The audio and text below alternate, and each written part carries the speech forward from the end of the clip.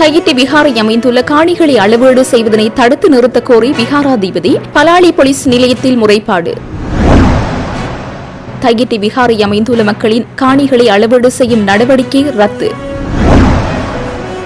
சிவனேஸ்வரை சந்திரகாந்தன் அவர்களின் உண்ணாவிரத போராட்டத்திற்கு வளர்ச்சியிற்கு முகமாக மட்டக்களப்பு காந்தி பூங்கா முன்பாக அடையாள சத்தியகிரக போராட்டம். வவுனியாவில் காணாமலாக்கப்பட்டவர்களின் தாய்மார்கள் இலங்கையின் தோல்வியடைந்த அமைப்புக்கு எதிராக சர்வதேச விசாரணை கோரிக்கை. கோட்டாபய சுரேஷ் அலி ஆகியோரால் அநியாயமாக சுட்டுக் கொல்லப்பட்ட தமிழ் இளைஞர்கள். அமைச்சர் குமார ஜெயக்கொடி பதவி விலகினார். பாதுகாப்பு அமைச்சில் கடிதம் சமர்ப்பித்துள்ள தேரர்.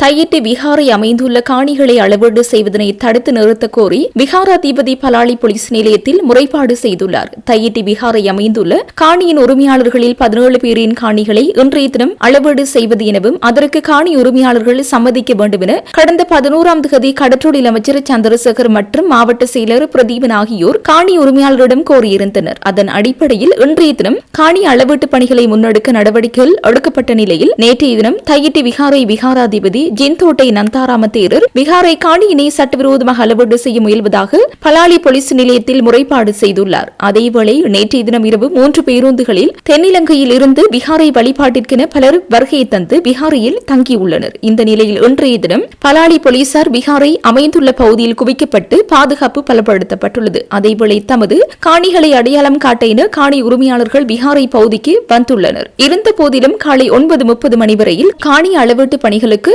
காணிகளை அடையாளம் காட்ட வருமாறு காணி உரிமையாளர்களுக்கு அழைப்பு விடுத்த கடற்றொழில் அமைச்சர், மாவட்ட செயலர், தெளிப்பளை பிரதேச செயலர் உள்ளிட்டவரும் அவ்விடத்திற்கு வருகை தராத நிலையில் காணி உரிமையாளர்கள் மத்தியில் அச்சநிலை உருவாகியுள்ளது. அதேவேளை காணி அளவீட்டு பணிகள் தொடர்பில் புத்து சாசன அமைச்சரோ மாவட்ட செயலாளரோ தனக்கு உத்தியபூர்வமாக அறிவித்தல் எதனையும் வழங்கவில்லை. உத்தியபூர்வ அறிவித்தல் எதுவும் இல்லாமல் விகாரை காணிகளை அளவீடு செய்ய அனுமதிக்க முடியாது என விகாராதிபதி திட்டவட்டமாக தெரிவித்துள்ளார். யாழ்ப்பாணம் தையிட்டி விகாரை அமைந்துள்ள மக்களின் காணிகளை அளவீடு செய்யும் நடவடிக்கை இன்று ரத்து செய்யப்பட்டது. தையிட்டி விகாரை அமைந்துள்ள மக்களின் காணிகளை மக்களிடமே வழங்குவதற்காக அமைச்சரவையால் இன்றைய தினம் அளவீடு செய்யப்படுவதாக காணி உரிமையாளர்கள் வரவழைக்கப்பட்டனர். ஆனால் இறுதியில் காணி அளவீடு செய்யப்படவில்லை. காணி அளவீடு செய்வதற்கு நில அளவை திணைக்களம் ஊடாக நீதியமைச்சர், புத்த சாசன அமைச்சர் மற்றும் கடற்றொழில் அமைச்சர், அரசாங்க அதிபர் உள்ளிட்ட குழுவினர் கடந்த சில தினங்களில் தீர்மானித்திருந்தனர். இன்றைய தினமும் உரிமையாளர்களும் வரவழைக்கப்பட்டனர். ஆனால் அங்கு வந்த யாழ் மாவட்ட நில அளவை திணைக்களத்தினர் மற்றும் அரசாங்க அதிபர் பிரதீபன் உள்ளிட்டோர் இன்னும் 2 வாரங்கள் தவணை தேவைப்படும் என்றும் அதன் பின்னரே அழைக்கப்படும் எனவும் தெரிவித்தார். இதனால் மக்கள் ஏமாற்றம் அடைந்து அரசாங்க அதிபருடன் முரண்பட்டனர். இதற்கு விகாரையின் விகாராதிபதி பலாலி போலீஸ் நிலையத்தில் காணி அளக்க முடியாது என முறைப்பாடு போட்டதாகவும் மக்கள் குறிப்பிட்டனர். இதனாலேயே காணியை அளவீடு செய்ய முடியாத நிலை ஏற்பட்டது என்றும் அரசாங்கத்தின் அதிகாரத்தை மீறும் வகையில் சில தனியார்கள் செயற்பட்டு வருவதாகவும் மக்கள் விசனம் தெரிவித்தனர். தையிட்டி விகாரை அமைந்துள்ள பகுதியானது உயர் பாதுகாப்பு வணிகத்தில் காணப்பட்ட வேளை 2010ஆம் ஆண்டில் இருந்த மக்களின் காணிகள் படிப்படியாக விடுவிக்கப்பட்ட வந்த நிலையில் 2021ஆம் ஆண்டு குறித்த விகாரை கட்டப்பட்டமை குறிப்பிடத்தக்கது.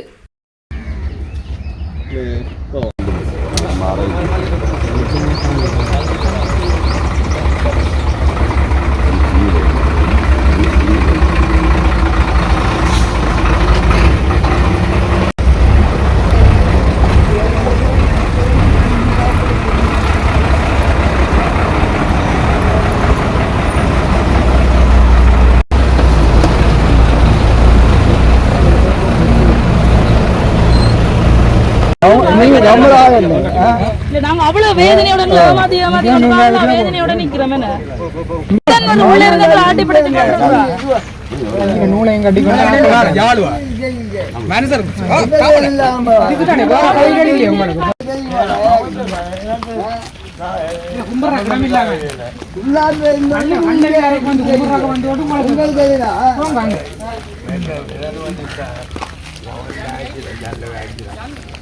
மேல மழை வேண்டாம் දවස් ඔයගොල්ලෝ මීඩියා බලනවානේ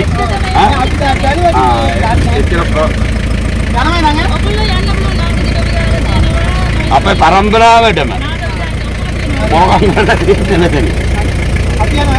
யாரு யாரு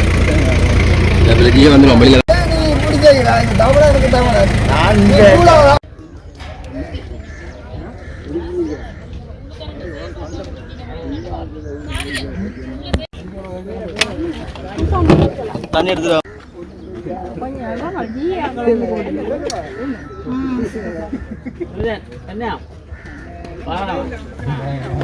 குழப்படி நீங்க சொல்ற நடக்கிறீங்க இறக்குங்க படம் எடுக்கிறது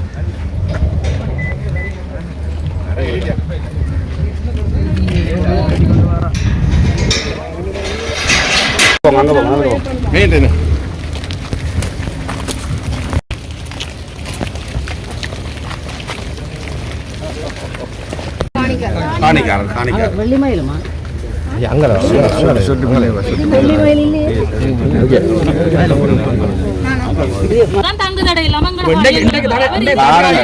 எல்லாருமே பல அலைகிறோம். எந்த ஒரு ஆவணமும் இல்ல ஒரு ஆள். இப்ப இன்றைக்கு வந்து அந்த 3 அமைச்சர் மேல் எடுக்கப்பட்ட தீர்மானத்துல 3 அமைச்சர் மேல் நீங்க டிஎஸ் ஜிஏ எல்லாம் இருந்து ஒரு தீர்மானம் எடுத்தீங்க. காணிக்காரர் யாருமே இல்ல. ஆனா அதை ஏற்றுக்கொண்டு வாரம் உங்களை நம்பி அமைச்சரை நம்பி இந்த கவர்மெண்ட நம்பி அதை தடை செய்யணும் யாரும் என்ன அவைக்கும் மீறி பாருங்க என்ன நடக்குது.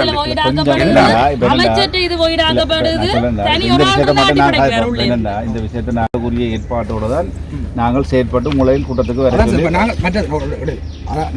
நீங்க சொன்னீங்க நாங்கள் ஒரு லெட்டர் தந்தா பிறகு அதுல சில சிக்கல்கள் இருக்காது. அப்ப அந்த லெட்டர் தரா விட்டுருந்தோம்னா இந்த காலம்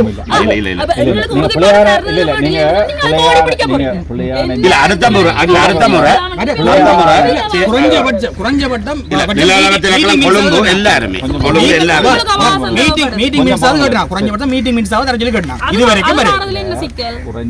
நீங்க சேர்க்கக்கூடாது. நாங்கள் அளக்கிறதுக்குரிய ஏற்பாடுகளை செய்வதற்குரிய நடவடிக்கையை தான் நாங்கள் உங்களோட கருத்தினாலிருந்து மேற்கொண்டு இருக்கிறோம். இன்றைக்கும் நாங்கள் அளக்கிறதுக்குரிய ஏற்பாடு இருக்கைகள் இவ்வாறான ஒரு தகவல் கிடைக்கப்பட்டதன் அடிப்படையில் நாங்கள் தற்காலிகமாக இந்த அளக்கிறதை நிறுத்தி இருக்கிறோம். ஆனா திருப்பி வைக்கிற கோரிக்கை வந்து திருப்பி அளக்கைகளை வந்து நாங்கள் உங்களுக்கு அந்த கோரிக்கைகளையும் நீங்க நிறைவேற்றி போட்டு அளக்கிறதா எங்களுக்கு நீங்க சொன்னீங்க அந்த விஷயம் நீங்க சொன்னீங்களா இது காணி சுவீகரிக்கப்பட மாட்டாது என்று சொல்ற உத்தரவாதம் சொல்லி அப்ப நாங்கள் அந்த விஷயத்தையும் நாங்கள் அவர்களுக்கு சொல்லியிருக்கோம். இன்றைக்கு நாங்கள் அந்த விடயத்தையும் எழுத்துல செயலாளர் புத்த சாசன அமைச்சருடைய செயலாளருக்கு நாங்கள் அறிவிக்க இருக்கிறோம். அதாவது நீங்கள் இப்படியான ஒரு கோரிக்கையை முன் வச்சிருக்கீங்க விளத்தையும் கருத்துல கொண்டு நீங்கள் அளக்கிறக்கூடிய டேட்டை நாங்கன்ற கோரிக்கை நாங்கள் இந்த எழுத்துல அனுப்பி வைக்க இருக்கிறோம். அன்றைக்கு வாயால உங்களுக்கு சுவீகரிக்க இல்லை காணி விடுவிக்கிறது மட்டும்தான் வாயால எல்லாருமே எங்களுக்கு உறுதிப்பாடு தந்தது. அதை எழுத்துல கேட்டோன்னா உங்களுக்கு 1 month கிட்ட டைம் தேவைப்படுது. நீங்க அதுக்குள்ள வேற என்னென்ன வழியாலே தண்டலாம் நீங்க யோசிக்கிறீங்க.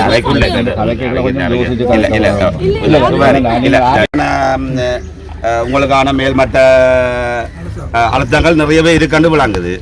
இது வந்து ஒரு கடைசி நேரம் ஒரு தனி மனதனால் எடுக்கப்பட்டதுன்றது சூழ உள்ள மீடியாலேருந்து எல்லாருக்கும் விளங்குது.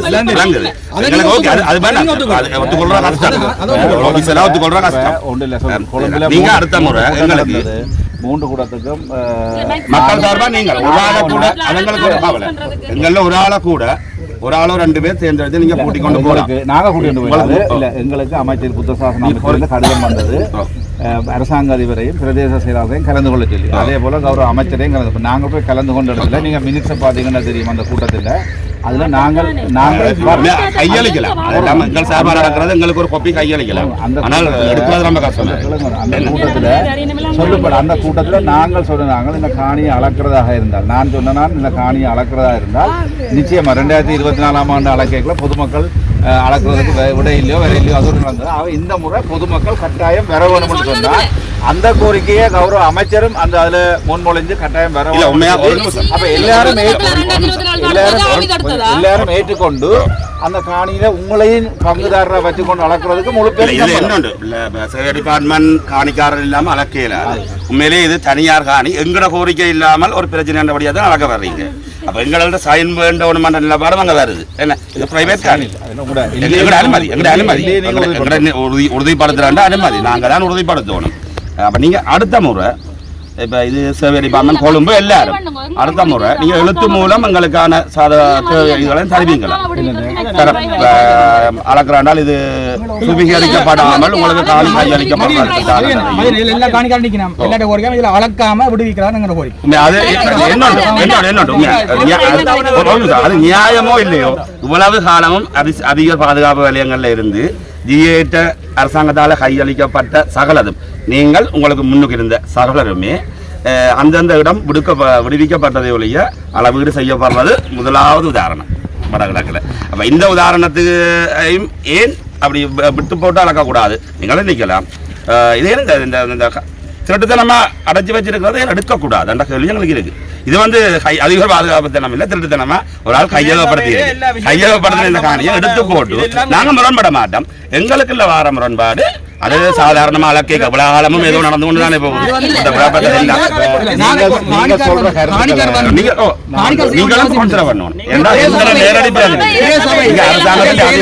நேரடி மக்கள்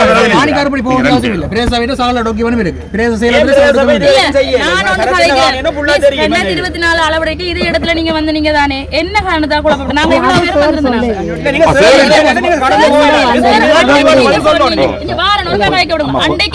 நீங்க மக்கள் குழப்பினா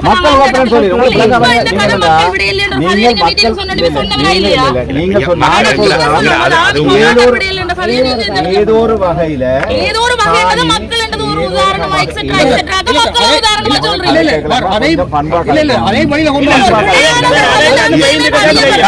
அவ்வளவு தூரம் அவ்வளவு தூரம் ஒரு நிமிஷம் கடைசியா பாருங்க, ஒரு நிமிஷம் கடைசியா எங்களால என்ற ஒரு இது வருதல்லோ உங்களுக்கும் மரத்துக்கும் தெரியும் மனச்சாதிக்கு இன்றைக்கு இந்த தடை வந்து எங்களால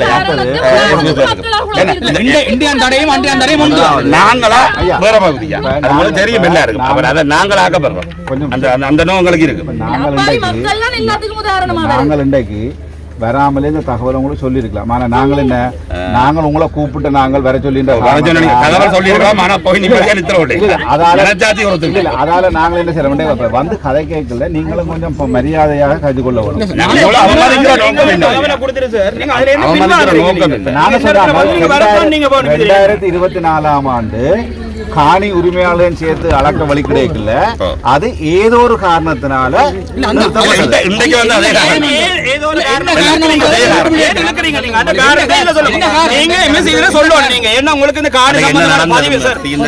சம்பந்தமான பதிவு எல்லாமே உங்கள்ட்ட இருக்கு. அப்ப நீங்க சொல்லுங்க, நீங்க என்னென்ன சொல்லுங்க. நீங்க இந்த காணி ஆதின்றது உங்களுக்கு தெரியும். நாங்க இல்லாம காணி உரிமையாளர்கள் இது இல்லாம சோதனை பண்ண அளக்கே இல்லாது. அன்றைக்கு அவ எங்களை தடுத்ததுதான் காரணம். நாங்களும் போனோம். இன்றைக்கு பொதுமக்களும் வந்திருக்கிறோம், எல்லாரும் வந்திருக்கிறோம். ஆனால் உங்களுக்கும் தெரியும், எனக்கும் தெரியும், எல்லாருக்கும் தெரியும் யாரோ ஒரு ஆள் தடுக்கும்.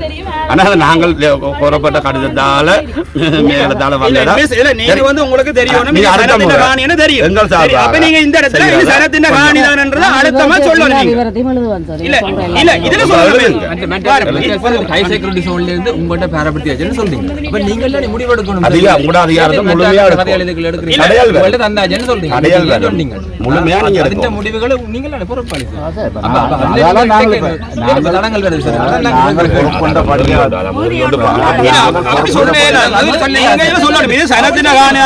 சொல்லுங்க. இவ பிடிச்சு வச்சு ஒளிம்பி போகணும் நீங்க சொல்லணும்.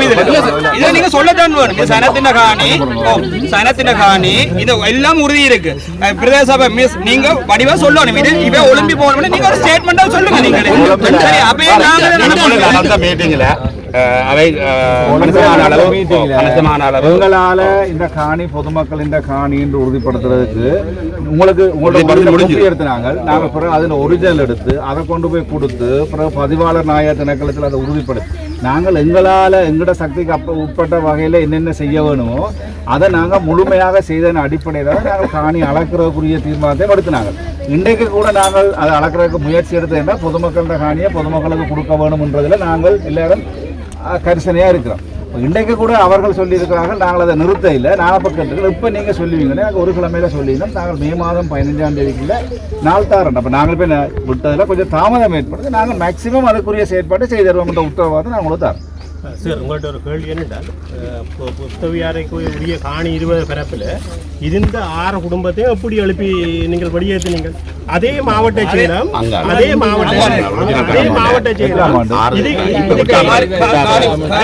இதுக்கே இருக்கிற வியாராதிபதி எழுப்பி கலைக்கிறதுக்கு எந்த பிரச்சனை?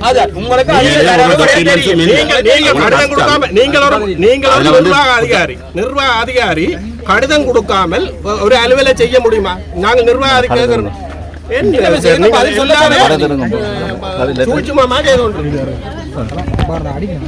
சரி, அப்ப இதுதான் நிலைமை. நாங்கள் உங்களுக்கு எப்படியும் நாங்கள் உங்களோட பிரதேச கூட தொடர்பு கொண்டு நாங்கள் அளக்கக்கூடிய நடவடிக்கை எடுப்போம். அதுல எந்த விதமான அடுத்த முறை எல்லாமே எழுத்து மூலமா ஒரு அழகான முறையில செய்யுங்க.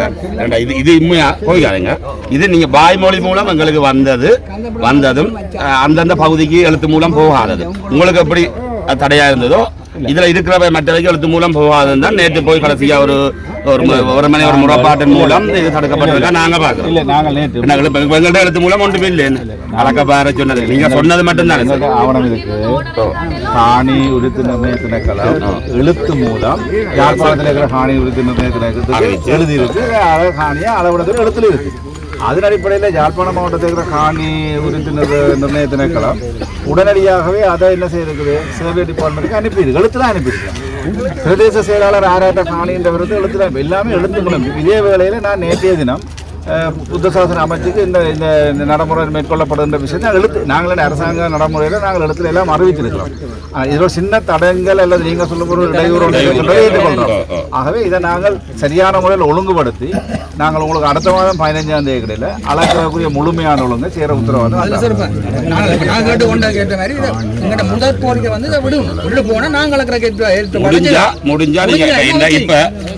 மூன்று அமைச்சர் அந்த ஒரு குழுவில் எடுக்கப்பட்ட அளக்கிறண்ட முடிவு ஏதோ ஒரு சடங்கள் வந்திருக்கு.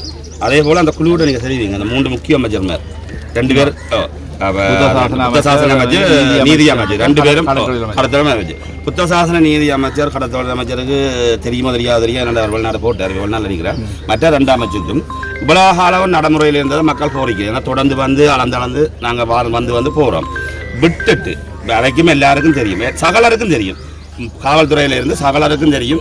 இங்க மக்களின் காணி அங்க பிடிச்சு ஒரு ஆள் கட்டடத்தை கட்டி போட்டு உட்கார்ந்து இருக்கிறார் என்ற பரிதாபமான நிலை எல்லாருக்கும் தெரியும். அப்ப விட்டுட்டு நாங்க ஒன்றும் செய்ய மாட்டோம். விட்டுட்டு அளந்து போய்க்க கலைச்சு நீங்க ஒரு முடிவு எடுத்தால் மிக சிறப்பாக இருக்கும். இந்த விடயத்தை நான் நேற்று கடற்றொழில் அமைச்சர் வெளிநாட்டில் இருந்தாலும் நான் நேற்று அவரோட தொலைபேசியில் தொடர்பு கொண்டு இந்த நிலைமைகளை என்னென்ன நிலைமைகள் இருக்கின்ற விஷயத்தை நான் நேற்று இரவும் அவருக்கு தொலைபேசியில் தொடர்பு கொண்டிருக்கிறேன். அப்போ அவருக்கும் இந்த விடயம் சொல்லப்பட்டிருக்கிறது. 15ஆம் மாதம் 15ஆம் தேதி அளக்கிற விஷயம் அவருக்கும் அந்த விடயம் தெளிவுபடுத்தப்பட்டிருக்கு. அப்போ எல்லாருக்கும் இந்த விஷயம் தெரியும். நாங்கள் ஒரு நம்பிக்கையோடு இருப்போம். நாங்கள் உலகாலம் இன்றைக்கு மட்டும் நீங்கள் உலகாலம் ஒத்துக்கொள்ள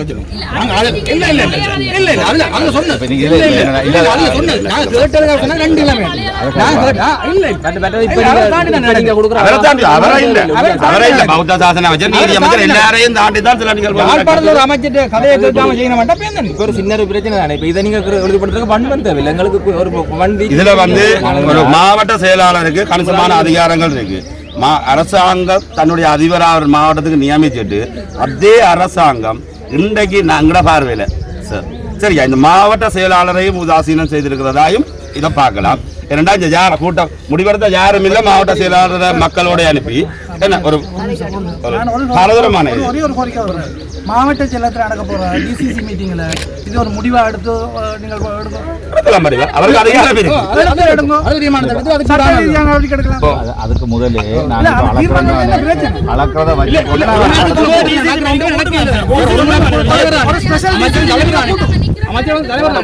இதுல இன்னொரு கோரிக்கையும் வைக்கிறோம். மாவட்ட அதிபருக்கு முன்னால இந்த பிரச்சனை என்ற பெரும்பகுதி தீரும் வெளிப்படையா வைக்கிறோம். இப்ப இந்த சட்டவிரோத கட்டடத்தை இடிக்கிறது அதுகளுக்கு எல்லாம் அப்பால சார் அந்த ஒரு குறிப்பிட்ட ஆள் தான் இங்க இருக்கணும். அந்த பிடிவாதம் அரசு ஏதோ ஒரு மட்டத்திலேருந்து வருது இல்லை. அவர் விட்டுட்டு போனாலே அந்த பிரச்சனை முடிஞ்சிடும். ஏன்னால் இங்கே ஒரு காணி இருக்கு புத்த கோயிலுக்கு. அந்த கோயிலுக்குரிய உறுதி வச்சிருக்கிற நயனாதிபதி வியாராதிபதி வந்து மக்களோடையோ அரசு அதிபரோடையோ சகல ஒத்துழைப்பையும் வழங்கணி கேட்க எந்த ஒரு ஆவணமும் மற்றொரு எங்கேயோ இருந்த ஒரு வியாராதிபதி தான் இருக்கணும்ன்றது ஒரு மிகப்பெரிய பிரச்சனையும் தொடர்கதையாகிறதுக்கும் மூல காரணகர்த்தா அது. அவர் விட்டுட்டு போனாலும் இந்த பிரச்சனை நான் நினைக்கிறேன் 2 நாட்களில் உங்கள தலைமையில் மிக இலகுவாக இரண்டால் அதற்குரிய உறுதியும் வியாராதிபதியும் அங்கே சட்ட ரீதியாக இருக்கணும் மிக இலகுவாக தீர்க்கப்படும் என்றதை மக்கள் சொல்றதை காணியை உங்கள்கிட்ட பேரப்படுத்தினது பொய்யன்றதை நீங்களே நிரூபிச்சிருக்கீங்க. என்னண்டா இந்த முடிவு நீங்கள் எடுக்கலாம் போனபடியா உங்கள்கிட்ட பேரப்படுத்தல நாங்கள் பிரச்சனை இல்ல பாரப்படுத்தி கடல் சட்ட ரீதியா பாரப்படுத்தி வளமையா செய்கிற ராணுவம் எல்லா இடமும் இதுல ஒருவர் இந்த காணியை இருந்தபடியால் அது அந்த நிலம் விட இல்லை அதை விடுறதுக்குரிய முயற்சி தான் இவ்வளவுன்றதும் எல்லாருக்கும் தெரியும். ஹைசைகோர்ட் சூழ்நிலை போராண்ட கடிதம் உங்களோட தந்து பொறுப்புல தந்து உங்களோட செயல்பாடு பத்தாது. உங்க 2 பேரும் செயல்பாடு பத்தாது. பிரதேச சபை ஒன்றும் செய்யல, செயலகமும் செய்யல. சனம் பாவம். அதான் பிரச்சனை. பிரதேச சபையும் செய்யல. பிரதேச சபை அப்படி விடையலாது. பிரதேச சபைக்கு தெரியும் இந்த காணி ஆட்டி என்று தெரியும் தானே. பிரதேச சபை பிரதேச செயலம் ஏன் செய்யல? இல்ல கொழும்புல நடந்த கூட்டத்துல நான் போனது மாவட்டத்தினுடைய பிரதிநிதியாக போனேன். நான் போய் அங்க உங்களுடைய காணி உங்களுக்கு விட வேணும்ன்றதுல நாங்கள் அழுத்தம் திருத்தமா இருந்தாங்க. அதில் கடற்தொழில் அமைச்சரும் அந்த விஷயத்துல உறுதிப்பாடாக இருந்தார். அப்ப நாங்கள் அளக்க வழி கிடைக்க நாங்கள் முதலாவது வச்ச கோரிக்கையை இந்த முறை காணி அளக்கிறதாக இருந்தால் காணி சொந்தக்காரர்களை உள்ளுக்கு வச்சு அவர்கள் எல்லா காணி கோரிக்கையை முன் வச்சுதான் நாங்கள் இன்றைக்கு இந்த முயற்சி எடுத்திருக்கோம். உங்களோட காணி சொந்தக்காரர் இல்லாம சர்வே டிபார்ட்மெண்ட் அளக்க முடியாது தானே. பிள்ளையான இன்டர்பிரேஷனை சொல்லக்கூடாது.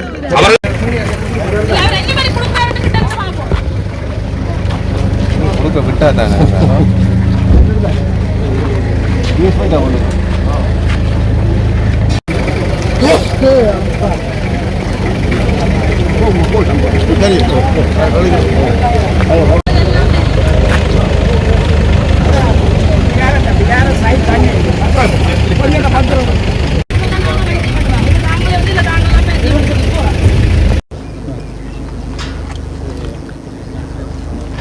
எப்போ நாங்கள் அந்த டேட் கொடுத்தனாங்க கூட்டம் வச்சுனாங்க கச்சேரியில் கூட்டம் போயிருந்தாங்க கச்சேரியில் கூட்டம் தையட்டி திசவிகாரனுடைய காணி அளவீடு தொடர்பாக இன்றைய தினம் இந்த அளவீடு மேற்கொள்வதாக ஏற்கனவே திட்டமிடப்பட்டிருந்தது. கடந்த 11ஆம் தேதி சனிக்கிழமை இந்த தையட்டி விகாரைக்குரிய விகாரை அமைந்திருக்கின்ற காணி உரிமையாளர்களை மாவட்ட செயலகத்தில் அழைத்து கௌரவ கடற்றொழில் அமைச்சருடைய தலைமையிலே நாங்கள் கலந்துரையாடல் நடத்தியிருந்தோம். அந்த கலந்துரையாடலே எடுக்கப்பட்ட தீர்மானத்தின் பிரகாரம் இன்றைய தினம் இந்த காணிகளை அளவீடு செய்வதாக நடவடிக்கை எடுத்திருந்தோம். இதற்கு முன்னதாக இந்த காணி அளவீடு தொடர்பாக காணி உரித்து நிர்ணய திணைக்களம் கொழும்பு தலைமையகம் அந்த தங்களுடைய கடிதத்தினை யாழ்ப்பாணத்தில் இருக்கின்ற காணி உரித்து நிர்ணய திணைக்களத்திற்கு அனுப்பியிருந்தது. இந்த காணி தொடர்பான அளவீட்டு நடைமுறைகளை மேற்கொள்ளுமாறு அதற்கிணங்க காணி உரித்து நிர்ணய திணைக்களம் நில அளவை திணைக்களத்துக்கு தன்னுடைய வேண்டுகையை முன்வைத்திருந்தது இந்த காணிகளை அளவீடு செய்யக்கூடிய. ஆகவே அதன் பிரகாரம் பிரதேச செயலாளர் இந்த காணிக்குரிய பொதுமக்களுடைய விவரங்களை நில அளவை திணைக்களத்துக்கு அனுப்பியதன் பிரகாரம் இன்று இந்த காணிகளை அளவீடு செய்வதாக தெரிவிக்கப்பட்டிருந்தது. ஆனாலும் இன்றைய தினம் காலையிலே புத்த சாசன அமைச்சருடைய செயலாளரோடு தொடர்பு கொண்டு இந்த விடயங்கள் தொடர்பாக கலந்துரையிட போது அவர்கள் சொன்னார்கள், இந்த காணியை அளவீடு செய்கின்ற போது அனைத்து திணைக்களங்களும் ஒருங்கிணைந்த வகையில் இதனை மேற்கொள்வது பொருத்தமானது என்ற அடிப்படையிலே தாங்கள் மே மாதம் 2 வாரங்களுக்குள்ளே 15ஆம் தேதிக்குள்ளே அதற்குரிய ஒரு பொருத்தமான திகதியை தந்து அனைத்து தரப்பினரும் நில அளவை திணைக்களம் மற்றும் காணி உரித்து திணைக்களத்தினுடைய தலைமை அலுவலகத்தை சேர்ந்தவர்கள் உட்பட அனைவரையும் ஒருங்கிணைந்த வகையிலே மீள இந்த காணியினை அளப்பதற்குரிய ஏற்பாடுகளை மேற்கொள்வதாக எனக்கு உறுதியளித்திருக்கிறார்கள். அந்த வகையில் நாங்கள் அந்த விடயத்தினை இந்த தையிட்டு திசவிகாரை அமைந்திருக்கின்ற காணி உரிமையாளருக்கு என்று தெளிவுபடுத்தியிருக்கணும். ஆகவே அதற்குரிய தொடர் நடவடிக்கைகள் எங்களால் மேற்கொள்ளப்பட இருக்கின்றது. நீங்கள் வந்து அரசாங்க திணைக்களங்கள் பௌத்த சாசன அமைச்சு பேச்சுவார்த்தை ஈடுபட்டு கொண்டிருக்கிற இதே வேளையில் இன்றைக்கு இந்த காணி அளவீட்டுக்கு எதிராக பிக்குவர்கள் பலாலி போலீஸ் நிலையத்தில் முறைப்பாடு செய்யும். அது போலீஸ் அவர் தானே முறைப்பாடு செய்திருக்கின்றபடியா அவர்கிட்ட அதை கேட்கலாம் பொருத்தமா இருக்கும். குழுவில் அவர் இருக்கிற நிலையில வந்து அவர் இப்படி ஒரு முறைப்பாடு செய்திருக்கிறார். அது சம்பந்தமான அவர் முறைப்பாடு செய்த பற்றி எங்களுக்கு தெரியாது. அவர் முறைப்பாடு செய்திருந்தால் அதை நீங்கள் அவர்கிட்டயோ அல்லது போலீஸ் நிலையத்திலேயே கேட்டுக்கொண்டால் அந்த விவரத்தை நீங்கள் பெற்றுக்கொள்ளக்கூடிய இருக்கும். முறைப்பாடு செய்யப்பட்டதாக உறுதிப்படுத்தப்பட்டு நேற்று முறைப்பாடு செய்யப்பட்டிருக்கு. அப்போ தொடர்ந்தும் இன்றைக்கு நீங்கள் சுமூகமாக ஒரு பேச்சுவார்த்தை போய்க்குள்ள அவர் போலீஸில் முறைப்பாடு செய்கிறது வந்து அவர் நாங்கள் வந்தது புத்த சாசன அமைச்சினுடைய செயலாளருடைய அறிவுறுத்தலை நாங்கள் அவர்கிட்ட கேட்டு அவருடைய அடிப்படையில் இதை மீள அளக்கிறதுக்குரிய ஏற்பாட்டோடு தான் நாங்கள் இன்றைக்கு வந்து உறுதிப்படுத்தியிருக்கோம். நாங்கள் அளக்கிறதுக்குரிய ஏற்பாடுகளை நிச்சயமாக செய்வோம். குழுவுக்கு கட்டுப்படாத அந்த பௌத்த பிக்கு இப்போ வந்து கட்டுப்படாமல் பொலிசுக்கு போகிற இடத்துல தொடர்ந்துமே அவரை நீங்கள் கூப்பிட்டு வச்சுக்கொண்டு புத்த சாசனம் அந்த குழுவில் அது குழுதான தீர்மானிக்கணும். நாங்களும் குழுவின் அங்கத்தவர். அந்த குழுவை நீங்கள் நம்புறீங்க தொடர்ந்து? நாங்கள் அந்த குழுவில் இருக்கிறபடியால் நாங்கள் அந்த குழுவை நம்பித்தான் செயற்படுறோம். அந்த குழுவின் செயற்பாடுகளில் நம்பிக்கை இருக்கிறபடியாக தான் நாங்கள் அதையும் முன்னெடுக்கிறோம். நாங்கள் அடுத்த ஒரு குழுவை கூட்ட சொல்லின கோரிக்கையும் நாங்கள் அமைச்சுக்கு முன்வைக்க இருக்கிறோம். நான் மதி இந்த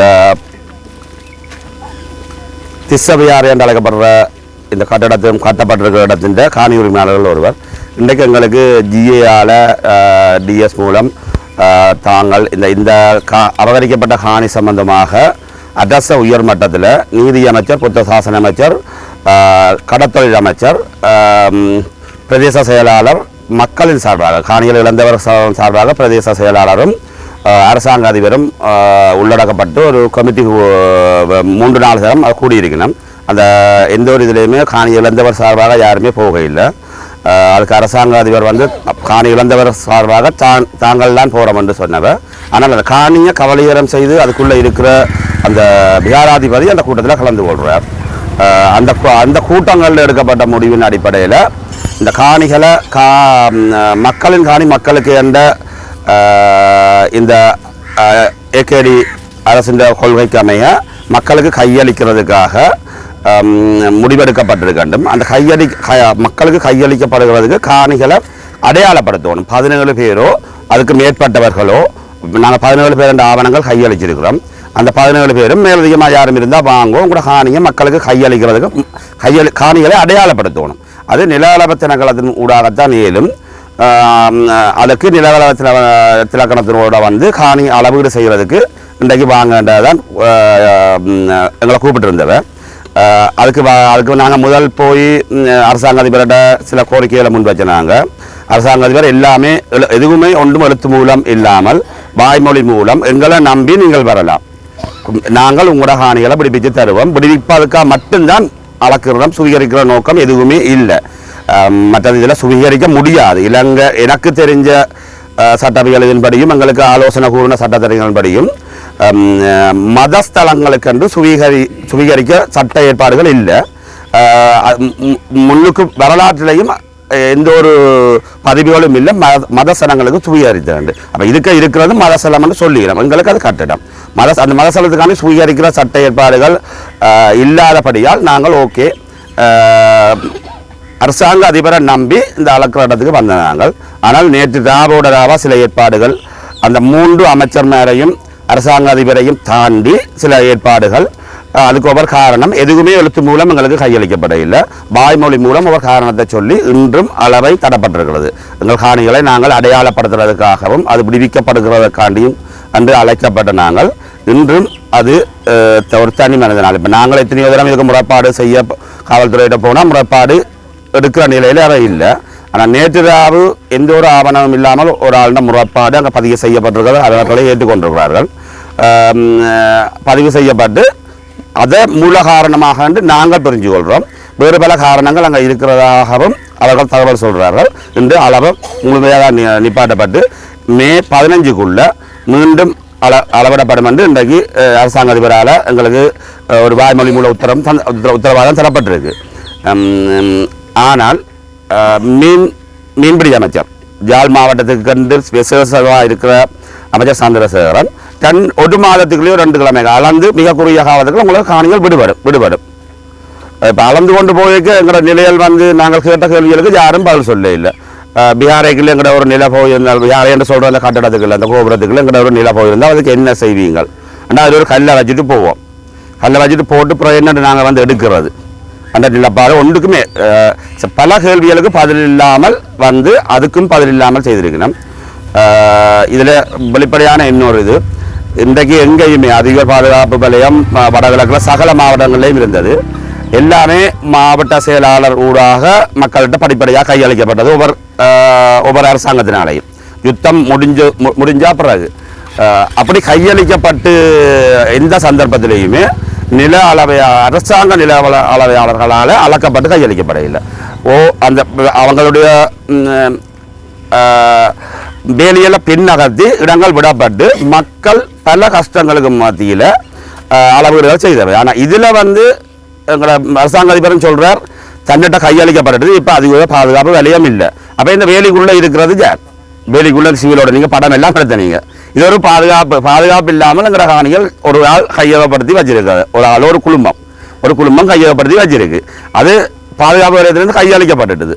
அப்போ இதை மாத்திரம் ஏன் அரசு திணைக்களத்தில் வச்சு அளக்கணும்னு கேட்கணும்ன்றதுக்கு எந்த ஒரு இடத்துலையுமே அதுக்கான படியாக காண முடிய இல்லை. ஆனால் அப்படித்தான் அளக்கணும் என்ற ஒரு கோரிக்கையை வைக்கணும். அப்போ அதுக்கு தடையும் எங்கேன்றதை உறவையாளர் உங்களுக்கு வடிவாக தெரியும். வடிவாக அதை வெளிப்படுத்து சமூகத்துக்கு எல்லா மட்டத்திலையும் அதை சொல்லுங்க. நாங்கள் அளக்க ரெடி. ஆனால் அதுவும் தடப்பட்டிருக்கு. எல்லாரும் வந்திருக்கிறோம். 92 வயதுலேருந்து 89 வயது 79 வயது அம்மா எல்லாம் வந்திருக்கிறோம். எல்லாருக்கும் இதுக்கு காணி இருக்கு. இது முழுக்க மக்களின் காணி. அது 17 21 25 சில பேர் வராமல் இருக்கலாம். 30 வருஷம் 35 வருஷம் இடம்பெயர்வுக்கு வந்திருக்கிறோம். இதில் பௌத்த விசாரை கண்ட காணி வெளியில இருக்கு தனிங்க. அதுக்கும் இதில் கையகப்படுத்தி இருக்கிற காணிக்கும் எந்த சம்பந்தமும் இல்லை. இது மக்களுடைய காணி. மீண்டும் அடுத்த மே 15 வரை காலவாசம் தந்திருக்கணும். நாங்கள் அவையிட்ட கோரிக்கை வச்சிருக்கிறோம். வளமையாக செய்தது போல நீங்கள் இதை காணியை விடுவீங்கோ. நாங்கள் எங்களை சேவையை வச்சு அளந்து கொண்டு போகிறோம். எங்களோட எல்லா பிரச்சனையோ சொரியல் பிரச்சனையோ அது நாங்கள் பார்க்குறோம், அளந்து கொண்டு போகிறோம். நடுவில் இருக்கிறதுக்கு அந்த நேரம் நீங்கள் தீர்மானத்தை சொல்லுங்க. காணியை விடுவிச்சுட்டு அழகாங்கன்றதான் எங்களோட கோரிக்கை. இந்த நிமிஷம் அதான் எங்களோட கோரிக்கை. நீ இருந்து அடுத்த மே 15 தான் பார்க்கணும் என்ன செய்யணும் என்று. அரசாங்க அதிபர்களும் 3 அமைச்சர்மார்கள் அதிகாரம் ஒரு சில தனி மனிதர்களால் இன்றைக்கு நிப்பாட்டப்பட்டிருக்கின்றது தான் நான் விளங்கி கொண்டது. நன்றி, வணக்கம். வணக்கம். இன்றைக்கு 17ஆம் தேதி 11ஆம் தேதி இந்த மாவட்ட செயலகத்தில் மிகவும் அவசரமாக முதல் நாள் பின்னேறம் வந்தவங்களை தகவல் தந்து இந்த காணிகள் நில அளவை செய்யப்பட வேண்டும் எனவும் செய்யப்பட்ட பின்னர் உங்களுக்கு இந்த காணிகள் விடுவிக்க மிகவும் ஆவலாக இருக்கிறோம் என்று கூறி எங்களை கூட்டத்துக்கு அழைச்சு சந்திரசேகரால வாய்மொழி மூலம் நிறைய உறுதிப்பாடுகள் எங்களுக்கு தரப்படுறது. இதை சுவீகரிக்க மாட்டோம், வேறு எந்த தேவைக்கும் இல்லை, கம்பன்சேஷனுக்கு போக மாட்டோம், நெகோசியேஷனுக்கு போக மாட்டோம், ஒன்றுக்குமே போக மாட்டோம். ஆனால் உங்களை காணி விடுறது தான் நாங்கள் அளக்கிறோம் சொல்லி அப்போ நாங்கள் 2-3 விஷயம் கொடுத்தாங்க. என் மற்ற காணிகள் ஒன்றும் அளக்கையில் இதை மட்டும் அளந்து விடுவிக்கிறீங்க. இல்லை, இது ஆமிட்டு இருந்து தன் கையில் வந்துட்டு நீ தாங்க ரிலீஸ் பண்ணிக்கலாம். எல்லா உயர் பாதுகாப்பு வேலையும் ஆமி நேரடியாக எங்கட கையில் வந்துட்டு போறேன் இல்லை. டிஎஸ் விடுவிச்சு டிஎஸ் தான் எங்களுக்கு விடுவிக்கிறது. அவ எங்களுக்கு சுத்தமாக கதைகள் கணக்கு சொன்னவே எங்களுக்கு ஓடி பிடிக்கிறதுக்கு கூடிய நேரம் கூட தராமல் இன்றைக்கு அளவீடு செய்ய போட்டிருந்தேன். அதுக்கே நாங்கள் இரவு பகலா அலைஞ்சு நிறைய சட்டத்திறனிகளின் அறிவுரைகள் எடுத்த பட்டத்தில் இது அளவீடு செய்யாமலே விடுவிக்கக்கூடிய சந்தர்ப்பம் உள்ள காணி. ஆனால் இவர்கள் இதை மினக்கடுத்தி தடுத்து அளவீடு அப்படி இப்படி செய்யறதுக்கு ஒரு காரணம் அங்கே இருக்கிற அந்த ஒற்றை மனிதன் இதுக்கு எல்லாருமே கட்டுப்பட்டு இருக்கிறதா ஒரு மிகப்பெரிய அந்த காவி ஊட தரித்து இந்த நிலத்துக்கும் பேராசப்பட்டு கொண்டிருக்கிற அந்த ஒற்றை மனிதன் தனி ஒரு ஆளா இருந்து இவ்வளவு பெரிய ஆட்டி படைக்கிறாரு. இவ்வளவு SLAS ஆபீசர்ஸ், அரசு அதிகாரிகள், அமைச்சரகம் எல்லாத்தையுமே ஆட்டி படைக்கிறாருன்றதான் உண்மை. ஆனா அவர்கள் அந்த பிக்குக்கு கூட காட் பண்ணிக்கொண்டு எங்களுக்கு சொல்ற விஷயம், நாங்க அந்த கூட்டத்துக்கு பிறகு 2-3 விஷயம் எங்களுக்கு தெளிவுபடுத்த வேணும், எழுத்து மூலம் தர வேணும்னு சொல்லி ஒரு கோரிக்கை கடிதம் வச்சிருந்தாங்க. அன்றைக்கு 11ஆம் தேதி இந்த கச்சேரியில் நடந்த மீட்டிங்குரிய மினிட்ஸ் கூட்ட அறிக்கை நாங்களும் ஒரு பங்குதாரர் என்ற ரீதியில எங்களுக்கு அந்த அறிக்கை கட்டாயம் தர வேணும் என்று கேட்டிருந்தாங்க. அது தரையில்லை. மற்ற இது சுவீகரிப்புக்கோ வேறு எந்த நோக்கத்துக்குமோ இல்லை. தனி அந்த காணி விடுவிப்பதற்காகத்தான் அளக்கிறோம். கட்டாயம் அளக்கத்தான் வேணும் என்ற ஒரு பட்சத்தில் அப்படி ஒரு எங்களுக்கு உறுதிப்பாடு நீங்கள் எழுத்து மூலம் அரசு இலச்சினம் பதித்த ஒரு லெட்டர் ஹெட்ல தர வேணும் என்று கேட்டிருந்தாங்க. தரையில இன்றைக்கு அதே ஒரு காரணமா மாவட்ட செயலர் சொல்றாரு, நீங்க 2-3 உறுதிப்பாடுகள் கேட்டிருந்தீங்க, அதை வளர்ந்துறது தான் மே 15க்குள்ள அவ்வளவு காலம் டைம் கேட்கணும். அப்ப நீங்க வாயால அவ்வளவு உறுதியும் எங்களுக்கு தந்திருந்தீங்க, அதை எழுத்து மூலம் தர சொல்ல அந்த மினிட்ஸை கூட எங்கள்ட்ட இருந்து மறைச்சிட்டீங்க தர்றதுக்கு. நாங்க எங்கேயோ ஒரு இடத்துல அந்த ஆதாரத்தை காட்டிடக்கூடாதுன்னு அந்த மினிட்ஸ் எங்களுக்கு தர பயப்படுறீங்க, தராம மறைச்சு வாயால சொன்ன காரணத்தை வச்சு எங்களை இந்த காணியை அளவிட பண்ணி போட்டு அப்புறம் வாயால 2024 ஆண்டு வாயால சொல்லி தடுக்கப்பட்ட விஷயம் இன்றைக்கு மக்கள் தடுத்து சொல்லி மாவட்ட செயலர் கதை சொல்லிட்டு போறேன். அதே மாதிரி இந்த விஷயம் கூட அளந்து முடியாது சுவீகரிக்கப்படும் நாங்க சொன்னாங்கல்லானே, நீங்க கேட்க இல்லையோ, நீங்க அப்படின்னு எங்கள்ட்ட அப்பவே எழுத்து மூலம் கேட்டுக்கலாம் தான் ஒரு வடை சொல்றதுக்காகத்தான் இன்னைக்கு எங்களுக்கு ஒன்றுமே தராம அளக்க தெய்வாதீனமாக அது காப்பாற்றப்பட்டிருக்கிறது நான் கருதுறேன். ஆனா நாங்க வாய்மொழி மூலம் கேட்டது எழுத்து மொழி மூலம் தர சொல்லி கேட்க அவைக்கு ஒரு மாத டைம் தேவைப்படுதுண்டா அதை யோசிக்கலாம். முன்னாள் ராஜாங்க அமைச்சரும் தமிழ் மக்கள் விடுதலை புலிகள் கட்சியின் தலைவருமான சிவனேசுதுரை சந்திரகாந்தன் அவர்களின் உண்ணாவிரத போராட்டத்திற்கு வலிச்சேர்க்கும் முகமாக இன்று காலை மட்டக்களப்பு காந்தி பூங்கா முன்பாக அடையாள சத்தியகிரக போராட்டம் இடம்பெற்றது. சிறைச்சாலை ஆணையாளர் அவர்களே, சந்திரகாந்தன் அவர்களை தகுதியான சிறைச்சாலைக்கு மாற்றுங்கள். கைதிகளும் மனிதர்களே, சந்திரகாந்தன் அவர்களின் உண்ணாவிரத போராட்டத்திற்கு தீர்வு கொடுங்கள். சந்திரகாந்தன் அவர்களுக்கு தடுப்பு காவல் கைதிக்கான வசதிகளை வழங்க வேண்டும். இலங்கை நீதித்துறையை மதிக்கொன்றும் உண்ணாவிரத போராட்டத்திற்கு தீர்வு கொடுக்கவும் என்கின்ற வாசகங்கள் அடங்கிய பதாதைகளை ஏந்தியவாறும் கருப்பு பட்டி அணிந்து அமர்ந்தவாறும் அமைதியான முறையில் தங்களது அடையாள சத்தியகிரக போராட்டத்தை முன்னெடுத்தனர். மக்கள் விடுதலை புலிகள் கட்சியின் உள்ளூராட்சி மன்ற உறுப்பினர்களின் ஏற்பாட்டில் இடம்பெற்ற இந்த அடையாள சத்தியகிரக போராட்டத்தில் கட்சியின் உறுப்பினர்கள், ஆதரவாளர்கள், பொதுமக்கள் என பலரும் கலந்து கொண்டிருந்தனர். சிறையில் சந்திரகாந்தனின் அடிப்படை உரிமைகள் மீறப்படுவதாகவும் அவருக்கு உரிய முறையில் சாதாரண கைதிகளுக்கு வழங்கப்படுகின்ற சலுகைகளும் வழங்கப்படவில்லை. எனவே சாதாரண கைதிகளுக்கு வழங்கப்படுகின்ற சலுகைகளை சரி வழங்க வேண்டும் எனவும் வேறு சிறைக்கு அவரை மாற்றி அவருக்கு அடிப்படை வசதிகளை வழங்க வேண்டும் எனவும் இதன்போது சுட்டிக்காட்டப்பட்டது. முன்னாள் கிழக்கு மாகாண முதலமைச்சராகவும் பிரதி அமைச்சராகவும் இருந்த ஒருவர் மக்களின் தேவைகளை நிறைவேற்றிய ஒருவரால் மக்களால் தெரிவு செய்யப்பட்ட ஒரு பிரதிநிதி இவ்வாறு ஒருவரை அடிப்படை கைதிகளுக்கு வழங்குகின்ற சலுகைகளை கூட வழங்காமல் வைத்திருப்பது வேதனை அளிப்பதாகவும் சரியான ஒரு தீர்வை ஜனாதிபதியும் சிறைச்சாலை ஆணையாளரும் வழங்க வேண்டும் எனவும் இதன்போது முன்வைக்கப்பட்டது. இந்த அரசாங்கத்தின் செயற்பாடுகளை தாங்கள் வரவேற்பதாகவும் சட்டம் தன் கடமையை சரியாக செய்ய வேண்டும் எனவும் சந்திரகாந்தன் குற்றம் செய்திருந்தால் அவருக்கு தண்டனை வழங்கப்பட வேண்டும். அவ்வாறு இல்லை என்றால் அவர் விடுதலை செய்யப்பட வேண்டும் எனவும் தெரிவிக்கப்பட்டு அடிப்படை வசதிகளை வழங்க வேண்டும் எனவும் கருத்துக்கள் முன்வைக்கப்பட்டது. நான் என்னென்று சொன்னால் இந்த நாட்டு ஜனாதிபதிக்கு ஒரு உருக்கமான வேண்டுகோளோட விடுக்கிறேன். என்னென்று சொன்னால் எங்களோட அண்ணா ஆயுத போராட்டத்திலிருந்து அதிலிருந்து மீண்டு ஆயுத போராட்டம் வேணாம் என்று சொல்லி ஜனநாயக நீரோட்டத்தை அரசாங்கத்தோட இணைஞ்சு கொண்டவர். இந்த அரசாங்கம் எங்கள் அண்ணாக்கு இப்படியான ஒரு வேலையை செய்து நாங்கள் இது சட்டத்துக்கு கட்டுப்பட்டு நாங்கள் நடக்கிறோம். ஏனென்றா எங்கள் அண்ணா பிழை செய்திருந்த அந்த பிழைக்குரிய தண்டனையை அரசாங்கம் கொடுங்க, நாங்கள் கொடுக்க வேணாம் என்று சொல்லல. ஆனால் அவர் ஒரு பிழை நிரூபிக்கப்படாத ஒரு ஆளை இவ்வளவு நாளைக்கும் ஒரு வருடமாக சிஐடியில் வச்சு விசாரிச்சு அது முடிஞ்சு நாங்கள் போய் பார்த்து எவ்வளவு வேதனையோட வந்து நாங்கள் அந்த வேதனையிலிருந்து மீண்டு வாரத்துக்கு இடையில திரும்பவும் அவங்க ஒரு வருஷம் முடிஞ்சாண்டு ஜெயிலுக்கு மாற்றி அதுவும் ஜெயிலில் அவருக்கு கொடுக்க இயலாத ஒரு இடமான குற்றம் செய்ய ஏதோ பெரிய பாதாள உலக அந்த குற்றம் செய்த ஆக்கள் ஒரு ஜெயிலில் கொண்டு போட்டு அவர் சரியான மன உளைச்சலுக்கு ஆளாகி அவர் இப்போ 6 நாளாக உணவில்லாமல் உயிருக்கு போராடி கொண்டிருக்கிறார். நான் ஜனாதிபதிட்ட தயவு செய்து கேட்டுக்கொள்றேன், என்னண்டா எங்கள் அண்ணாவை எல்லாருக்கும் கொடுக்குற மாதிரி ஒரு ஜெயில கொடுத்து அவரை விசாரிச்சு அவரை சட்டத்துக்கு முன் கொண்டு வந்து அவர் ஒரு நிரபராதி என்று நீங்க தீர்ப்பளிச்சு எங்கள் அண்ணாவை விடுதலை செய்ய சொல்லித்தான் நான் கேட்கிறேன். வேற ஒன்றும் கேட்கல. நாங்க ஜனாதிபதி நான் திரும்பவும் கேட்கிறேன், எங்களோட அண்ணா மக்களுக்காக சேவை செய்ய வந்தவர், மக்கள் பிரதிநிதி, அவரை கொண்டு இப்படி ஒரு சூழ்நிலையில நீங்க வச்சிருக்கிறது எங்களால் ஏற்றுக்கொள்ள முடியாம இருக்குது. அதனால நான் திரும்ப என்னால கதைக்கல, நான் திரும்பவும் நான் பெஞ்சு கேட்கிறேன், ஜனாதிபதிக்கு ஒரு முடிவெடுங்க. நீங்க எங்களோட அண்ணா ஒரு நல்ல ஒரு சிறைச்சாலைக்கு மாற்றி நீங்க உங்களோட வழக்க தொடர்ந்து நாங்கள் சட்டத்தின் முன் கொண்டு வந்து அவரை நல்ல ஒரு தீர்ப்பளிச்சு அவரை விடுதலை செய்யணும் என்று நான் விஜயமாக கேட்டுக்கொள்கிறேன். நன்றி.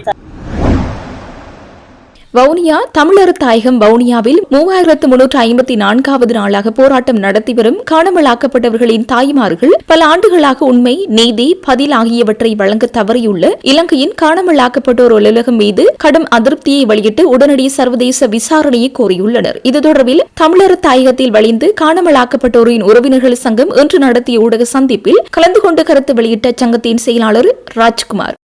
வணக்கம். தமிழர் தாயக சங்கத்தின் செயலாளர் ராஜ்குமார். வவுனியா காணாமலாக்கப்பட்டவரின் தாய்மார்கள் இலங்கையின் தோல்வியடைந்த அமைப்புக்கு எதிராக சர்வதேச விசாரணை கோரிக்கை.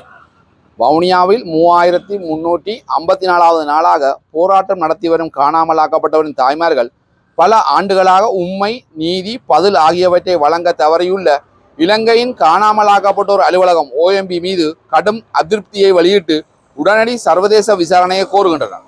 பல ஆண்டுகளாக தமிழர் குடும்பங்கள், குறிப்பாக தாய்மார்கள் அதிகாரிகளால் மீண்டும் மீண்டும் அழைக்கப்பட்டு தங்கள் காணாமலாக்கப்பட்ட குழந்தைகள் பற்றிய அதே வேதனையான தகவல்களை மீண்டும் சொல்ல திணிக்கப்படுகின்றனர். இந்த செயல்முறை எந்த முன்னேற்றத்தையும் ஏற்படுத்தவில்லை. மாறாக இது அவர்களின் மன உளைச்சலை மேலும் அதிகரித்து தீர்வு இல்லாத ஒரு சுற்றுமுறையாக மாறியுள்ளது. நாங்கள் எங்கள் கதைகளை எண்ணற்ற முறை கூறியுள்ளோம். பெயர்கள், தேதிகள், ஆதாரங்கள் அனைத்தையும் கொடுத்துள்ளோம். ஆனால் எங்களுக்கு மீண்டும் அழைப்பு, அதே கேள்விகள், எந்த பதிலும் இல்லை என்று வவுனியாவில் போராடும் ஒரு தாய் தெரிவித்தார். இது விசாரணை அல்ல, இது காலம் கடத்தல். போரில் முடிவுக்கு 10 ஆண்டுகள் கடந்தும் ஆயிரக்கணக்கான தமிழர் குடும்பங்கள் தங்கள் அன்புக்குரியவர்களை தேடிக்கொண்டே உள்ளனர். உள்நாட்டு அமைப்புகள் உருவாக்கப்பட்டிருந்தாலும் நம்பகமான பொறுப்பேற்பும் இல்லை, வெளிப்படைத்தன்மையும் இல்லை, உண்மையான முன்னேற்றமும் இல்லை. இதனால் காணாமல் ஆக்கப்பட்டவரின் தாய்மார்கள் தெளிவாக அறிவிக்கின்றனர். உள்நாட்டு விசாரணை அமைப்புகளில் எங்களுக்கு நம்பிக்கை இல்லை. இப்போதைய அமைப்பு உண்மையை கண்டறிவதற்கல்ல, பாதிக்கப்பட்டவர்களின் சோர்வடைய செய்யும் நோக்கத்துடன் செயற்படுகிறது என்று நாங்கள் நம்புகிறோம். இலங்கையில் நடந்தும் கட்டாய காணாமலாக்கப்பட்டவருக்கு வழக்கு சுயாதீன சர்வதேச விசாரணை அவசியம். இந்த தாய்மார்கள் வலியுறுத்துவது அமெரிக்கா மற்றும் ஐரோப்பிய ஒன்றியம் மட்டுமே தேவையான வளங்கள், தொழில்நுட்ப திறன்கள் மற்றும் அரசியல் வலிமையை கொண்டு உண்மையை வெளிக்கொணர முடியும். எங்கள் குழந்தைகள் இன்னும் உயிருடன் இருக்கலாம் என்று நாங்கள் நம்புகிறோம் என்று தாய்மார்கள் தெரிவித்தனர். சர்வதேச மட்டத்தில் உள்ள நவீன தொழில்நுட்பங்கள், செயற்கைக்கோள் தகவல், நுண்ணறிவு விசாரணை, நவீன நீதி மரபியல் ஆய்வுகள் இவை மூலம் உண்மையை கண்டுபிடிக்க முடியும். ஆனால் இலங்கை இதை செய்யவில்லை, செய்யாது. எங்கள் கோரிக்கைகள் ஐநா மேற்பார்வையில் சர்வதேச விசாரணை, அமெரிக்கா மற்றும் ஐரோப்பிய ஒன்றியத்தின் நேரடி ஈடுபாடு, நவீன நீதி மரபியல் மற்றும் நுண்ணறிவு தொழில்நுட்பங்களின் பயன்பாடு, சாட்சியங்களும் குடும்பங்களுக்கும் பாதுகாப்பு, உண்மை, நீதி, பொறுப்பேற்பு ஆகியவற்றுக்கு காலக்கெடு நிர்ணயம். 3355 நாட்களுக்கு மேலாக வவுனியா மற்றும் வடகிழக்கு முழுவதும் தாய்மார்கள் தொடர்ச்சியாக போராட்டத்தில் ஈடுபட்டு வருகின்றனர். இது உலகிலேயே நீண்ட மனித உரிமை போராட்டங்களில் ஒன்றாகும். இது கடந்த காலத்தை பற்றியது மட்டுமல்ல, இது எங்கள் மக்களின் எதிர்காலத்தை பற்றியது. உண்மை இல்லாமல் நீதி இல்லை, நீதி இல்லாமல் அமைதி இல்லை என்ற அறிக்கை முடிவடைகிறது. உலகம் இனி அமைதியாக இருக்கக்கூடாது, உடனே நடவடிக்கை எடுக்க வேண்டும். மஹிந்த ராஜபக்சவை 2015ஆம் ஆண்டு மீண்டும் ஜனாதிபதியாக்கிய அப்போதைய பாதுகாப்பு அமைச்சின் செயலாளராக இருந்த கோட்டாபய ராஜபக்ச மற்றும் சுரேஷ் சாலி ஆகியோர் இணைந்து அநியாயமாக 3 தமிழ் இளைஞர்கள் ஒரு ராணுவ வீரரை கொலை செய்த அட்டூழியங்கள் தொடர்பில் சர்வதேச சிங்கள இணைய ஊடகம் ஒன்று செய்தி வெளியிட்டுள்ளது. 2014ஆம் ஆண்டு சுரேஷ் சாலி மற்றும் கோட்டாபய ராஜபக்ச செய்த சூழ்ச்சிகளை விரிவாக ஆதாரங்களுடன் விவரித்துள்ள விதம், இறுதி யுத்தம் முடிவடைந்த பின்னர் இலங்கையில் ஆயுதமேந்திய போராட்டம் மௌனிக்கப்பட்டு 5 வருடங்கள் கடந்திருந்த நிலையில் இலங்கையில் அமைதி சூழல் ஏற்பட்டிருந்தது. அவ்வாறான ஒரு சூழலில் பாதுகாப்பு அமைச்சினால் தமிழீழ விடுதலை புலிகள் மீண்டல ஆரம்பித்து விட்டதாகவும் அவர்கள் ஆயுதமேந்தி போராட தயாராவதாகவும் தமிழீழ விடுதலை புலிகளின் தலைவருக்கு பின்னர் 2வது தலைவராக கட்பன் செல்லையா பொன்னையா அல்லது கோபி என்பவர் செயற்பாட்டில் இறங்கியுள்ளதாக அறிக்கை ஒன்றை வெளியிட்டு அறிவித்திருந்தது. மேலும் அக்குழுவினர் தொடர்பில் தகவல் தருபவருக்கு 10 லட்சம் பணம் வழங்குவதாகவும் அறிவித்திருந்தது. அக்கால பகுதியில் பிரபல ஆங்கில பத்திரிகையான டெய்லி மிரர் பத்திரிகையில் தமிழ் ஊடகவியலாளர் ஒருவர் கோட்டாபய மற்றும் மஹிந்தவை கோபியின் குழுவும் கொலை செய்ய சதித்திட்டம் தீட்டியுள்ளதாக ஒரு கட்டுரையை வெளியிட்டிருந்தது. மஹிந்த ராஜபக்சக்களை திருப்திப்படுத்துவதற்காக கட்டுரைகளை எழுதி வந்தவராவர். அவ்வாறான நிலையில் 2014ஆம் ஆண்டு ஏப்ரல் 12ஆம் தேதி ராணுவ ஊடக பேச்சாளர் பிரிகேடியர் ருவான் வணிகசூரிய விசேட செய்தியாளர் மாநாட்டில் இவ்வாறு தெரிவித்திருந்தார். வெளியோயா பகுதியில் உள்ள கமிலிவெவ என்ற காட்டுப் பகுதியில் ராணுவத்தினர் நடத்திய தேடுதலில் கோபி குழுவினர் மற்றும் ராணுவத்தினருக்கும் இடையில் நடைபெற்ற துப்பாக்கிச் சூட்டில் கோபியில் உள்ள 2 கொல்லப்பட்டதாகவும் ராணுவ வீரர் ஒருவரும் கொல்லப்பட்டதாக அறிவித்தார். இந்த செய்தி அன்று சர்வதேச ஊடகங்களும் வெளியிட்டிருந்தது. குறித்த தாக்குதலில் கட்பன் செல்லையா பொன்னையா அல்லது கோபி, சுந்தரலிங்கம் கட்பன் செவியன், நவரத்னம் நவதீதன் அப்பன் ஆகியோரை கொல்லப்பட்டனர். இவ்விடயம் தொடர்பில் கொழும்பு பயங்கரவாத தடுப்பு பிரிவின் பிரதானியான நாலக்க சில்வா ரகசிய விசாரணைகளை நடத்தியிருந்தார். குறித்த விசாரணைகளை பயங்கரவாத தடுப்பு பிரிவின் அம்பாறைக்கு பொறுப்பான அதிகாரி நடத்திய பூரண விசாரணையில் இந்த மூவரும் தமிழீழ விடுதலை புலிகள் அமைப்பின் மீள வளர்வதற்கு எவ்வித சம்பந்தமும் இல்லை என தெரிவித்திருந்தது. கோட்டாபய சுரேசாலி ஆகியோரின் கூட்டணியே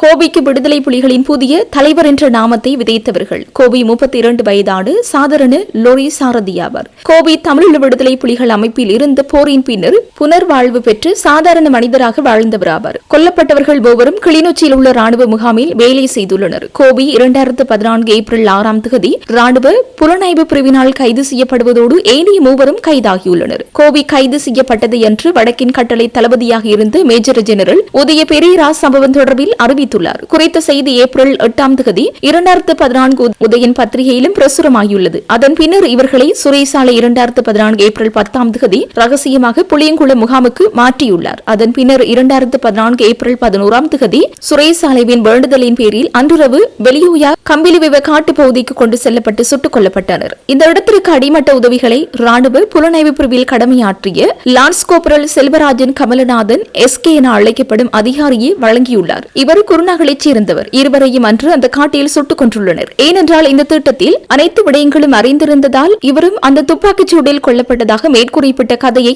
தயாரித்து வெளியிட்டுள்ளார். 2015 ஜனாதிபதி தேர்தலில் மீண்டும் மஹிந்தவுக்கு ஆட்சியை வழங்க வேண்டும், இல்லாவிட்டால் விடுதலை புலிகள் நாட்டை கைப்பற்றி விடுவர் என்ற சிந்தனையை விதைப்பதற்கு இவ்வாறான ஒரு அநியாயத்தை செய்துள்ளனர் என தெரிவிக்கப்பட்டுள்ளது.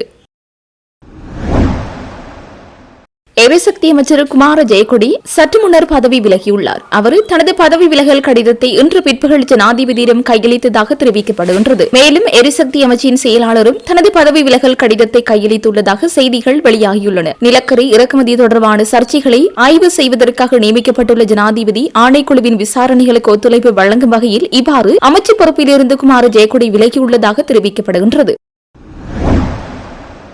ஜனசக்த பெரமுன கட்சியின் தலைவரான பத்ரமுல்ல சீலரத்ன தேரர் நேற்று பாதுகாப்பு அமைச்சில் தனக்கு உயிர் அச்சுறுத்தல் ஏற்பட்டுள்ளதாக அமைச்சின் செயலாளரிடம் கடிதம் ஒன்றை கையளித்துள்ளதாக தெரிவித்தார். பாதுகாப்பு அமைச்சில் கடிதத்தை கையளித்த பின்னர் நடத்திய ஊடகவியலாளர் மாநாட்டில் கருத்து தெரிவித்த போதே அவர் இதனை தெரிவித்தார். அங்கு தொடர்ந்து பேசிய அவர், நான் ஒரு புத்த பிக்குவாக இந்த நாட்டில் எல்லா பிரச்சனைகளுக்கும் முன்னின்று சேவையாற்றியுள்ளேன். இதுவரை கட்சி தலைவர் என்ற ரீதியில் எனக்கு பாதுகாப்பு வழங்கப்படவில்லை. ஆனால் இன்றைய நிலையில் பல தரப்புகளில் இருந்து எனக்கு மரண அச்சுறுத்தல் விடுக்கப்பட்டுள்ளது. நான் தனியாக இந்த கட்சியை நடத்தி செல்கின்றேன். நான் பாதுகாப்பு செயலாளருக்கு கையளித்துள்ள கடிதத்தில் போலீஸ் பாதுகாப்பு அல்லது வேறு வழியில் பாதுகாப்பு வழங்குமாறு கேட்டுள்ளேன். இந்த நாட்டில் பல தேர்தல்களில் நமது கட்சி போட்டியிட்டுள்ளது. ஜனாதிபதி தேர்தலில் போட்டியிட்ட சந்தர்ப்பத்தில் கூட நான் பாதுகாப்பு கோரவில்லை. ஆனால் புத்தாண்டை அடுத்து அவசரமாக நான் இங்கு வந்தது பல இடங்களில் எனக்கு பாதுகாப்புக்கு அச்சுறுத்தல் ஏற்பட்டுள்ளது. அதனால் தான் பொதுமக்கள் பாதுகாப்பு அமைச்சுக்கு இதை தெரியப்படுத்தி பாதுகாப்பு தருமாறு கேட்டுள்ளேன். இப்போது சில இடங்களில் எங்களுக்கு அச்சுறுத்தல் விடுக்கப்பட்டுள்ளது. சிலர் ஏதோ குடித்து தொலைபேசியில் மற்றும் நேரிலும் தாங்கள் சண்டியர் எங்களிடம் ஆட்கள் இருக்கிறது என்று அச்சுறுத்தல் விடுக்கின்றனர். இது தொடர்பில் ஜனாதிபதியும் கவனம் செலுத்துமாறும் கேட்டுக்கொள்கிறேன் என்று குறிப்பிட்டுள்ளார்.